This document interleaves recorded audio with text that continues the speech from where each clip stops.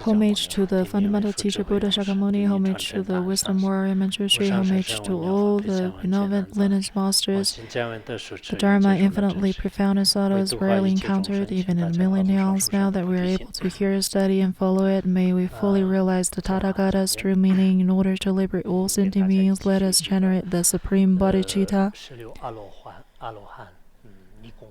Now we're studying collectively homage and offerings to the 16 elders.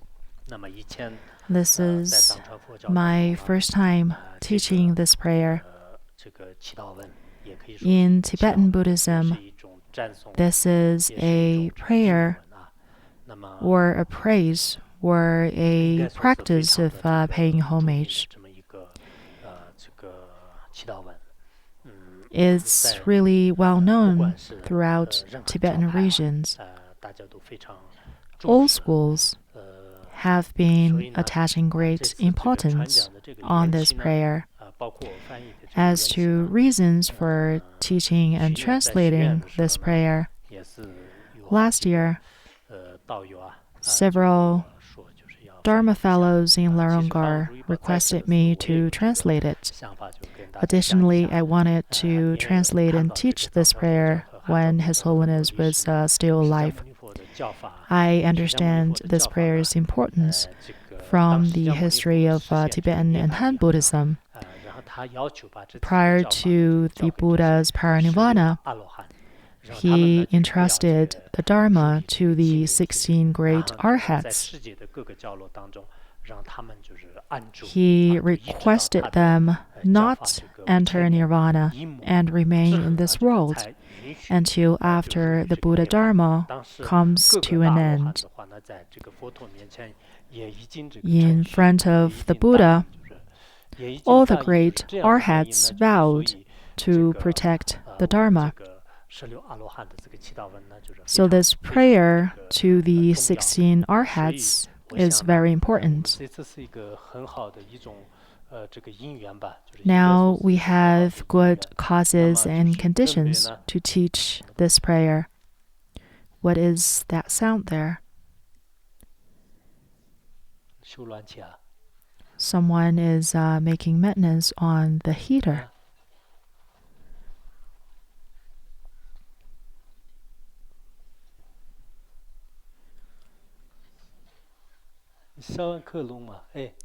Can you please fix it after the class?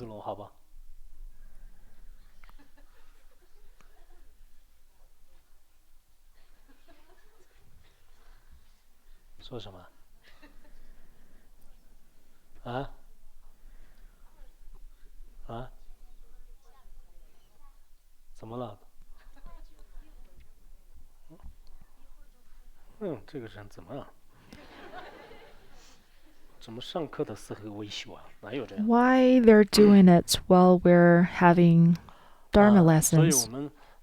Well, back to the good causes and conditions to teach this prayer. When I was in Beijing some time ago, some people brought me a text of the prayer from the Vajra seeds in India and requested me to teach on it. Then, when I was in Yunnan, I obtained a copy of Ding Guanpeng's paintings of the 16 arhats, which bears Emperor Qianlong's praises. The original copy is a very valuable item in the collection of the Beijing Palace Museum. Considering all these favorable conditions, I pray that the great masters of all schools can live long in this world and always turn the Dharma well. Through praying to the 16 arhats, may the Dharma flourish and spread throughout this world. When we make aspirations, if we don't know each arhat's rituals, qualities, and aspirations, we probably cannot make aspirations properly. I see that many temples in Han region have statues of the 16 or 18 arhats.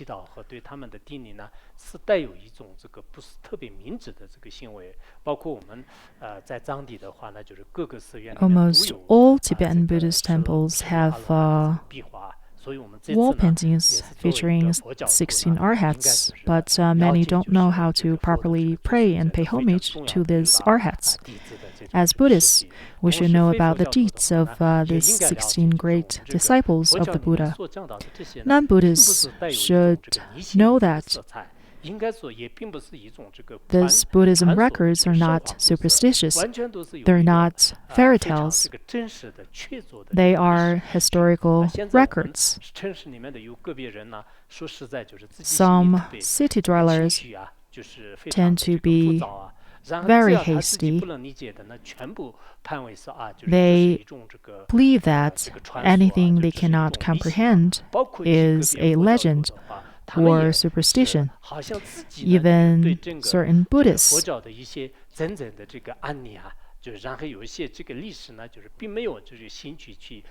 lack interest of carefully studying the Buddhism history. They tend to negate anything that is foreign to them and believe they are just legends. This attitude is not reasonable. As to Dharma fellows present here or online, it's very important for you to study Buddhism. Without knowing the authentic Dharma, many people are driving themselves further away from the truth, and they end up taking a wrong path of superstition. While listening to the Dharma, you should have the motivation to understand Buddhism and a mind of bodhicitta. Through this short series of teachings, I hope that everyone can gain a deep understanding of the 16 arhats. With this understanding, you will know that the 16 arhats are not just paintings drawn by artists. Behind these paintings are historical occurrences. And these occurrences closely tied to our current lives and the continuance of the Dharma. If you don't know these connections, it will be like you take a medicine without knowing its ingredients and sources. Then you're in no position to judge whether it's good or bad. There are 19 verses in this prayer, which seem to be very simple. However, there is a lot to cover if we elaborate. I will be teaching based on my understanding of the verses. I may also refer to other reliable information. The title is Homage and Offerings to the 16 Elders. The 16 elders refer to the 16 arhats who vow to maintain the Dharma teaching of Buddha Shakyamuni. This prayer also has applications to Buddha Shakyamuni in the beginning and to Upasaka Dharmatala and the 4 great kings at the end. But it's mainly a prayer to the 16 elders. Arhat is a name given to the ultimate result of Shravakayana. Arhat is also used as an epithet of the Buddha. Its Tibetan translation is Drachumpa. According to Buddhist scriptures, the word Arhat means killer of enemies, worthy of offerings, and no birth. Since they have attained nirvana, are freed from all afflictive emotions, they are worthy of receiving offerings from all beings in the universe. That's the profound meaning of Arhat. This prayer is the prayer to the 16 Arhats, and it was composed by renowned Pandita Shakashri. Every verse in it is a homage. In Tibetan Buddhism, there is a tradition of reciting this prayer while making generous amounts of 5 offerings, such as lamps, flowers, and water. The purpose is to pray to the longevity of the masters and the flourishing of the Dharma. It accumulates vast amount of merits. Many great masters in India would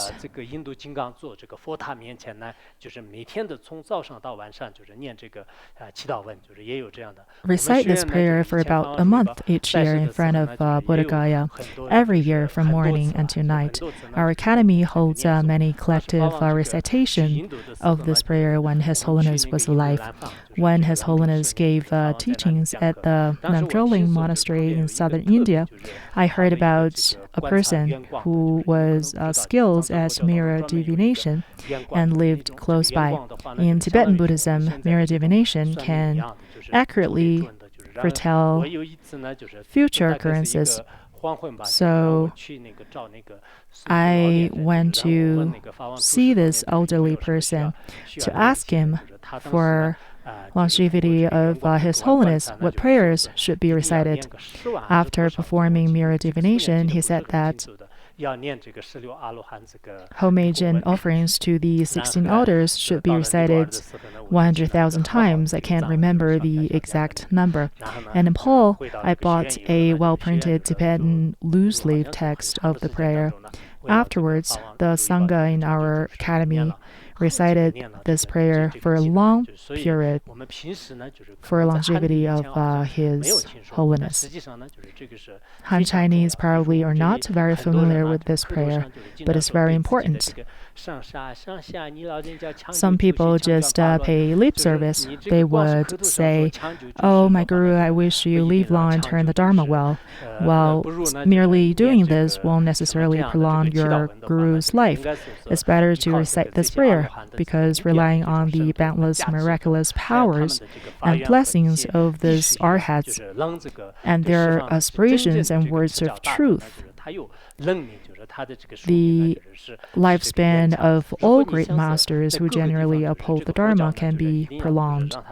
If you wish for the Dharma to spread everywhere through your constant aspiration and the power of these enlightened ones, your wish will come true.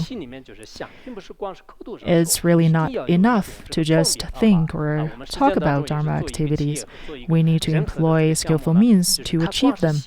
Even in the worldly context, when people start up a business or a project, just thinking about it is not enough. You need actual actions and skillful means. Without skillful means, your goal probably will not be accomplished.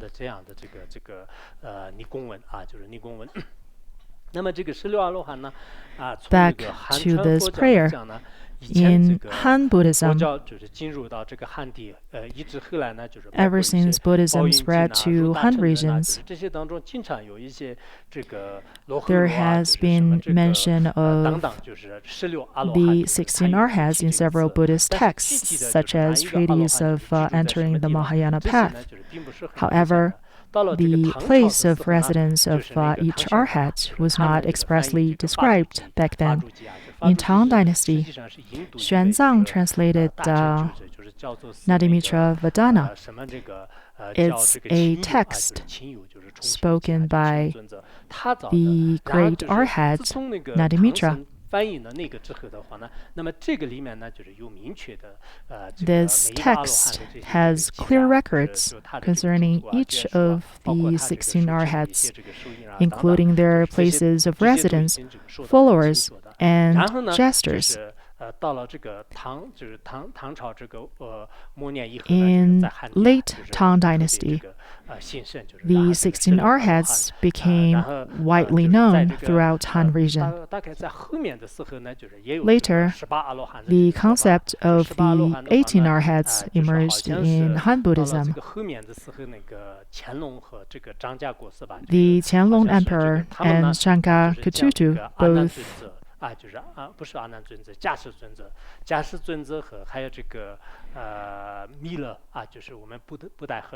agree that Mahakashyapa and Maitreya, or Budai monk in Han Buddhism, should be added to the list of the 16 arhats.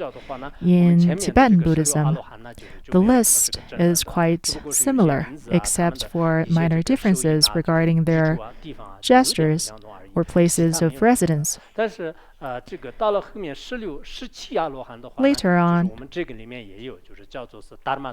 the noble Upasaka Dharmatala was added after the list of the 16 arhats. Also, I saw tankas from Dekapakang depicting 18 arhats, including Maitreya or Budai monk. So the concept of 18 arhats also exists in Tibetan Buddhism. But both Tibetan and Han Buddhism commonly acknowledge the 16 arhats. In many Han Chinese monasteries, there are depictions of 500 arhats, which are recorded in many sutras, included in the Vinaya. Some scholars claim that 500 means many. It should not be understood as a specific number here. However, many sutras clearly mention the 500 arhats. Why the number 500 is mentioned? Because that's a special number in India back then. It's similar to how we use 100 as a group when we count nowadays. So it can be considered as a special number. The number 500 appeared in many other sutras and shastras. For instance, different aspects of the sutras and Vinaya recounts that 500 geese heard the voice of the Buddha's Dharma teaching. Through this merit, they took rebirth in the celestial realm.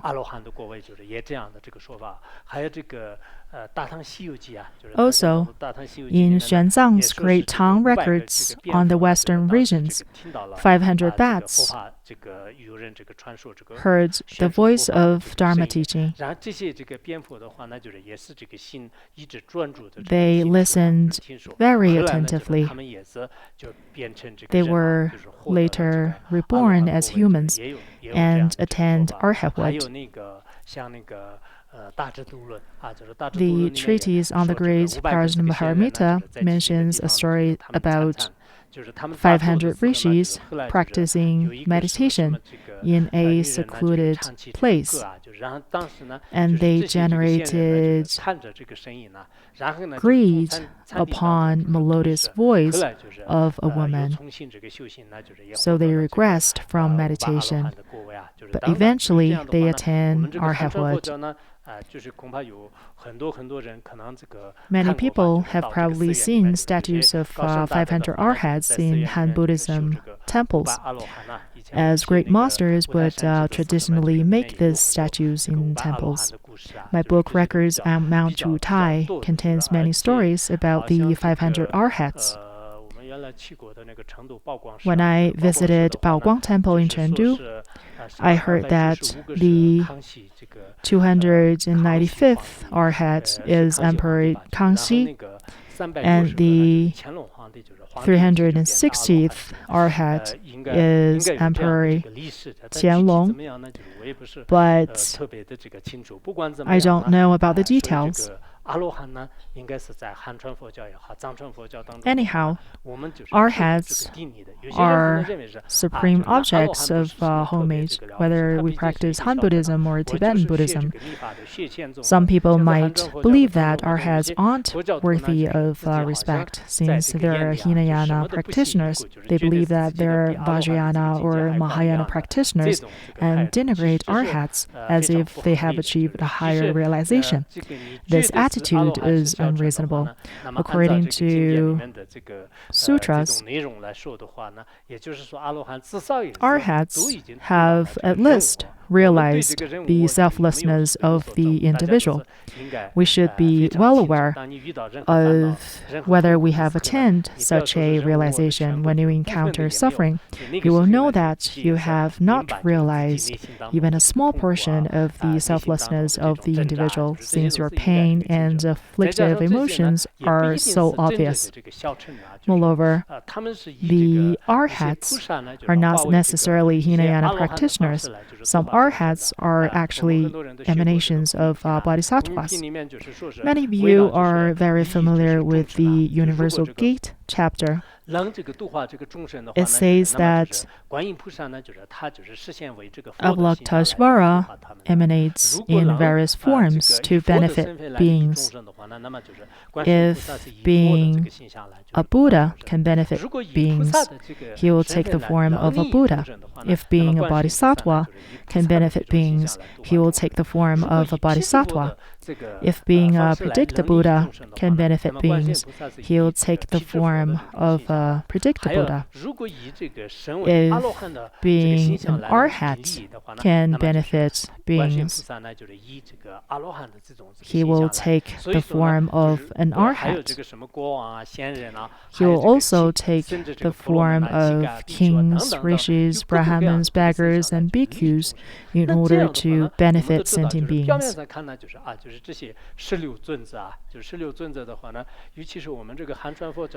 During the later periods in Han Buddhism, many artists or painters depicted these arhats as old monks. They added an artistic touch on these paintings, but it's hard to say whether the arhats actually look like that. If you have faith, you may perceive the 16 arhats to be very likable or compassionate. When we get to the actual verses, I will show you both the Tibetan Buddhist depictions and the Han Buddhist depictions of these arhats for a comparison. Comparatively speaking, the paintings of these arhats in Tibetan Buddhism appear to be very dignified and mostly younger. The statues, thangkas, and paintings in Han Buddhist temples are very good as well. For instance, in Ding Guangpeng's painting, the garments of arhats are drawn very well.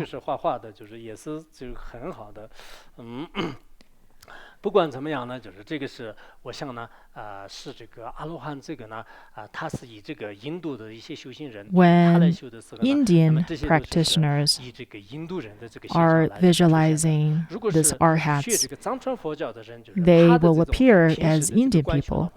When Tibetan practitioners are visualizing arhats, they will appear as Tibetan people. Similarly, if you practice Han Buddhism, these arhats will appear in the Han Chinese form. Even a dancer would dress up differently before a different audience. So it's not surprised that the arhats would have attained, these arhats who have attained miraculous powers can appear in different forms. Thus, we cannot jump into conclusion that this is correct and that is wrong. We should not have a rigid view that arhats must appear in a certain fixed form, such as certain fixed gestures or symbols. It's like how Buddha Shakyamuni can appear in different forms with different hand gestures, such as gesture of equanimity, the gesture of teaching the Dharma. There can be 100 or 1,000 or countless gestures of the Buddha, including standing or sitting gestures. We can see different depictions of Buddha Shakyamuni in his extensive biography. In this regard, I hope that as you study this prayer, you can have a very open and pure mind. You shouldn't generate improper thoughts on this matter. Some people can easily generate improper thoughts. The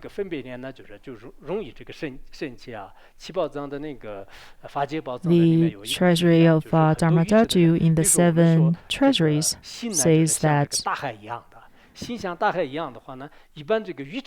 when dim-witted people hear that the mind is like the ocean, they think that since the ocean is blue and made of water, the mind must be a kind of blue liquid, just like water. Well, this is absolutely wrong.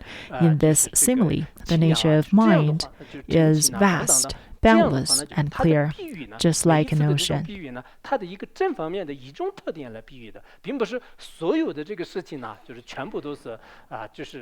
It is impossible for 2 objects to be exactly the same on all aspects.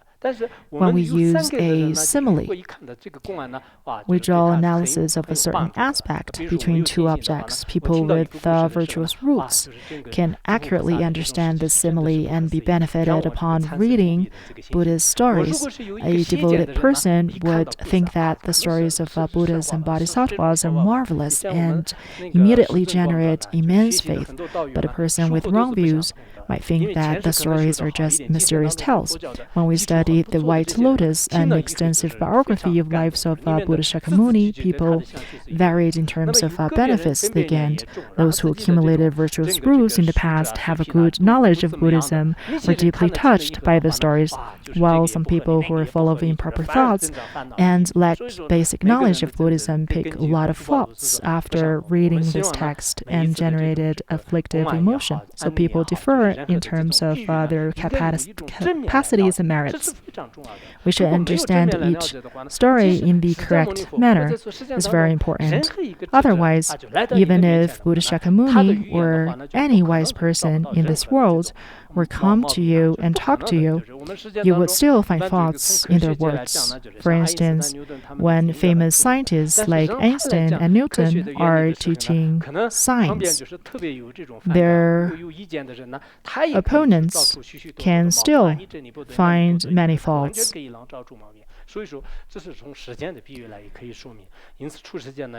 It is a similar case under the spiritual context. That's why the sutras emphasize the importance of faith. I've briefly explained some background information about the 16 arhats that we should know. It's very important to understand it. The verse states, "We pay homage to the incomparable one whom we never tired of gazing upon, whose beautiful form is the color of gold.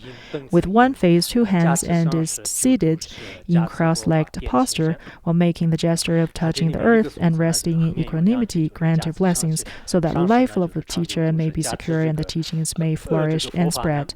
Every verse in this prayer ends off with "grant your blessings so that the life of the teacher may be secure and the teachings may flourish and spread." This first verse pays homage and praises to Buddha Shakyamuni. Buddha Shakyamuni is not one of the 16 arhats. The verse states, "We pay homage to the incomparable one whom we never tired of gazing upon, whose beautiful form is the color of gold. 那么释迦牟尼佛的这种身相的话呢，就是视而不言，就是那么何时看到我的这个是确实有这种感觉，就是 do feel that I never tired of gazing upon Buddha Shakyamuni. 这种这个 Ever since I was little, I have been very happy every time I see a golden statue of Buddha Shakyamuni. No modern people or things can compare to it. Maybe due to the virtuous roots in my past life, or everyone is like this. Wherever I see this statue, I would generate immense joy and can never grow tired of gazing at it. In terms of great compassion, wisdom, ability to liberate beings, the Buddha is truly incomparable. It's really based on reasons and evidence. Since I explained on this aspect on other occasions, I will not elaborate here. The verse continues with one faith, two hands, and is seated in cross-legged posture, while making the gestures of touching the earth and resting in equanimity. His right hand makes the gesture of touching the earth, which is always the case with depictions of Buddha Shakyamuni in Tibetan Buddhism. His left hand makes the gesture of resting in equanimity. The Buddha's physical form is dignified beyond comparison. We can see that in historical records, such as the history of the transmission of the Dharma treasury.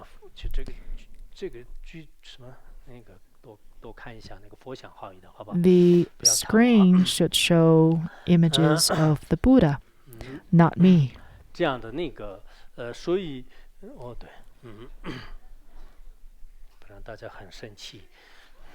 People might get disappointed if they can't see the magnificent physical form of the Buddha. The left one is the painting in the Tibetan Buddhism. The right one is the painting of Ding Guangpeng in Han Buddhism.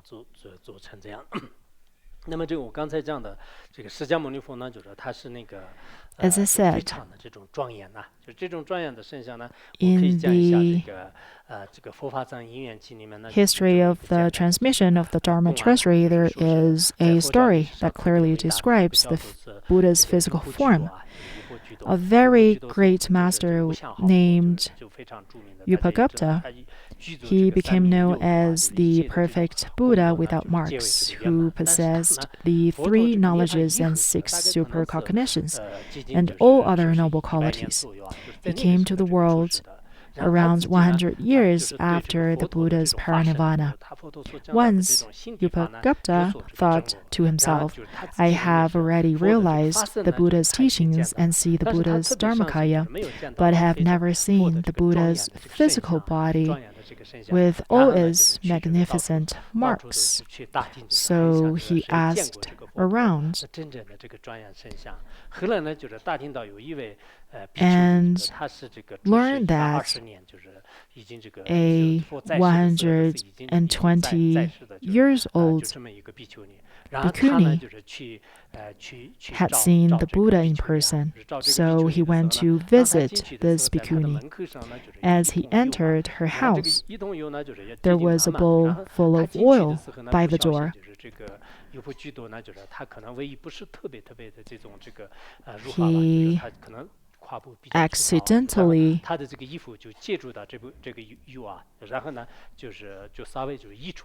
spilled several drops of the oil from the bowl due to his rough way of walking. Upagupta asked the bhikkhuni, I didn't have the good fortune to see the Buddha in person while he was alive. Please tell me, how did the bhikkhus conduct themselves in front of the Buddha. The bhikkhuni replied, the conduct of the bhikkhus back then was completely different from today. In the time of the Buddha, even if the group of 6 bhikkhus who had the roughest demeanor entered this house,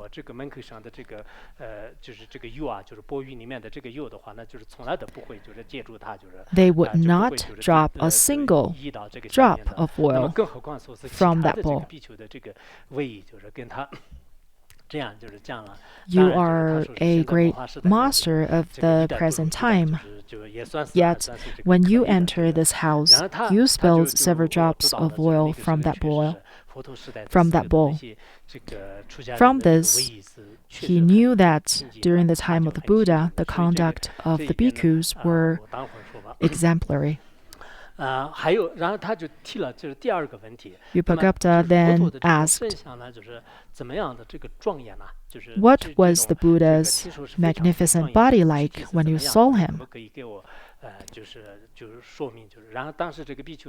The bhikkhuni replied, when I was 20 years old and was about to get married, I had this golden pin. It's maybe the iron wire thing that women put to their hair. The bhikkhuni said, I lost my golden hairpin in a grassland one night. I couldn't find it, no matter how hard I searched in the thick grass, not even when I used a lamp. At that time, the Buddha happened to pass by. The golden light shining from his body was like that of hundreds of suns combined. Even the thinnest object became visible. So I was able to find my hairpin very easily. I was deeply amazed by him. Through the bhikkhuni's recollections, Yupagupta learned of the magnificence of the Buddha's form and the bhikkhu's conduct back in the time of the Buddha. From these stories, we can see that the magnificence of the Buddha's form is indeed unmatched by any other kind of being. Yet some people nowadays consider themselves equal to the Buddha. I read a book today where the author seems to think that the Buddha was an ordinary person is quite laughable. He wrote something down and put his name below with his nationality, Chinese. Wrote another quote from the Buddha, followed by Shakyamuni, India.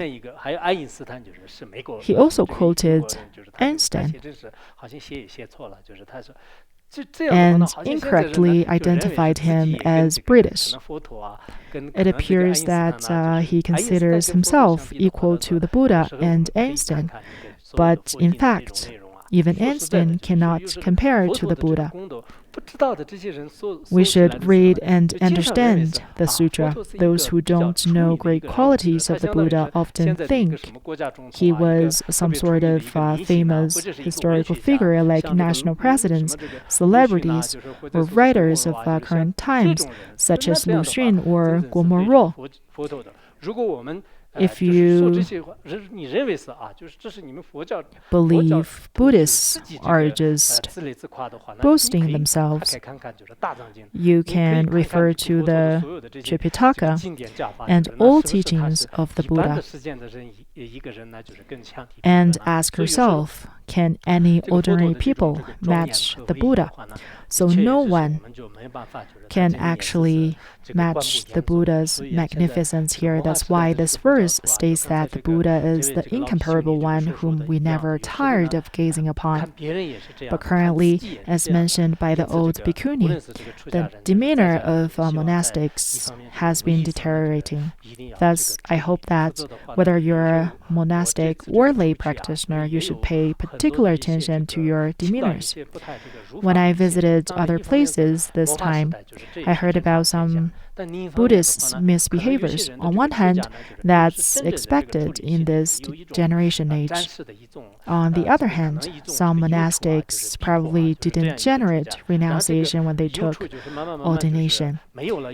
They did so due to anxieties or troubles in their worldly life. Once the anxiety are gone, they were back to their old behaviors.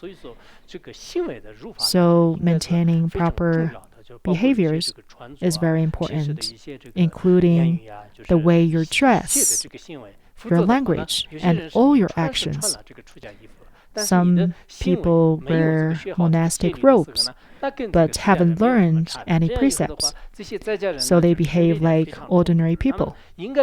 Some ordinary people or worldly people tend to pick on faults of monastics.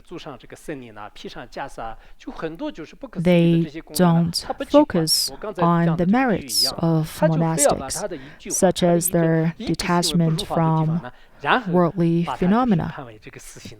Instead, they condemn one monastic practitioner just because of his one improper act. They would say this monastic is definitely no good. He just spoke improperly. Based on their perception of just one monastic, they conclude that all monastics must be bad. These people blindly accumulate negative karma by thinking like this. Of course, sometimes this is due to their own negative emotions and distorted way of thinking, which we don't need to argue against. However, there are also other circumstances when we own actions are responsible for triggering wrong views in other people and destroying their virtuous roots. Therefore, we should be very careful about how we conduct ourselves. This verse continues, grant your blessings so that the life of the teacher may be secure and the teachings may flourish and spread. We pray for the blessing of all Buddhas of the past, present, and future in the 10 directions to grant their blessings so that the teacher who truly propagates the Dharma and benefit sentient beings can live long in this world.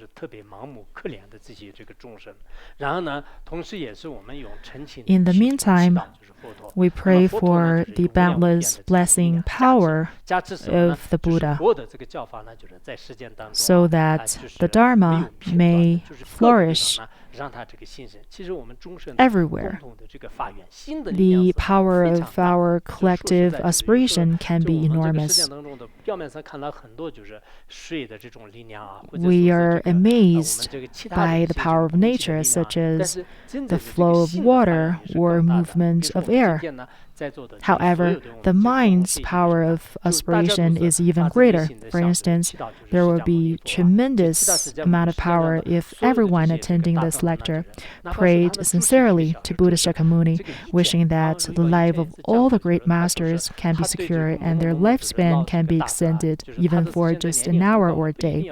His Holiness once prayed for the longevity of a great master, saying that although this master was very old and wouldn't live long, yet still, even by remaining for just one additional day, this great masters would bring immense benefit to countless beings. I hope that we can continuously pray to the Buddha for the longevity of the great masters and the flourishing of the Dharma.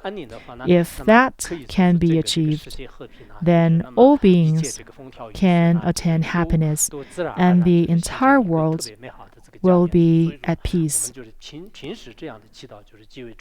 It's extremely important to pray like this constantly. We've finished the first verse. It seems that there's a lot to cover. Next verse states, we pay homage to the noble elder Angeja, who dwells on the great snow-capped peak of Kailash, surrounded by 1,300 arhats, and holds an incense burner and a fly whisk. Grant your blessings so that the life of the teacher may be secure and the teachings may flourish and spread. The noble elder Angeja, who dwells on the great snow-capped peak of Kailash. The arhats are called noble elders because they are noble beings. Kailash is close to the source of major rivers like Indus and Ganges. It's a very tall, snow-capped mountain where Milarepa once lived. Many Hindus, Buddhists, and people in other religions believe that it's a sacred mountain. Anyhow, many practitioners or hermits reside there. He is surrounded by 1,300 arhats. Well, this sentence is about his followers. Their number is quite large. This is because Buddha Shakyamuni asked the 16 arhats, including Angeja, not to pass into nirvana. At that time, many arhats, such as Moggallana, passed into nirvana, one after another before the Buddha. If all arhats had passed into nirvana like that, the Dharma teaching would have come to an end very soon. So the 16 arhats remain in the world to protect the Dharma. He holds an incense burner and fly whisk. These were the objects offered by local mountain gods and non-humans, and later became his symbols. Whoever sees, reflects, or visualizes his symbols will purify their 6 root disturbing emotions and 20 subsidiary disturbing emotions. This person can also obtain the sweet fragrance of pure precepts and the wisdom of genuine realization and other merits. As I said, Mount Kailash is the place where Angeja lived. There was a story about Atisha's encounter with Angeja. When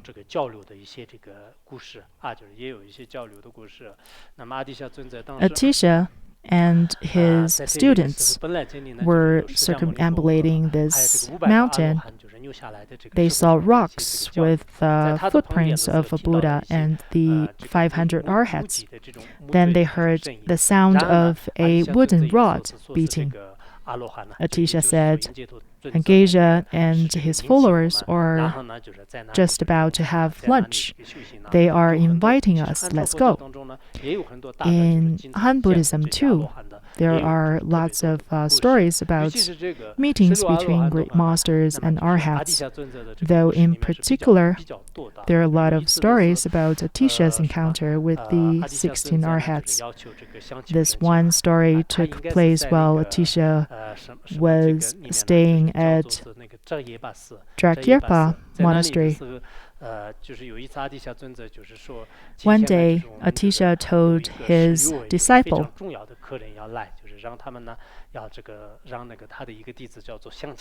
Chamche Rinchen, today 16 honorable guests are coming. Please make sure you prepare a meal for them. Chamche Rinchen said, how can I prepare a meal for 16 people just by myself? Well, this reminds me of some volunteers who work in the kitchen at our academy. They would say, people eat so much here. I really had a hard time cooking enough for every one of them. I got up at 4 a.m. today, and after hours of preparation, they swarmed in at 8 o'clock and took their meals. I don't even get to eat my own breakfast. Anyway, even though the disciple Chamche Rinchen was very compliant in some other stories, he still thought this is a mission possible for him to cook for 16 people. So he asked Atisha whether Shomtumpa can help him. However, Atisha replied, Jomtapa has already left to invite the guests, so you have to cook the meal on your own.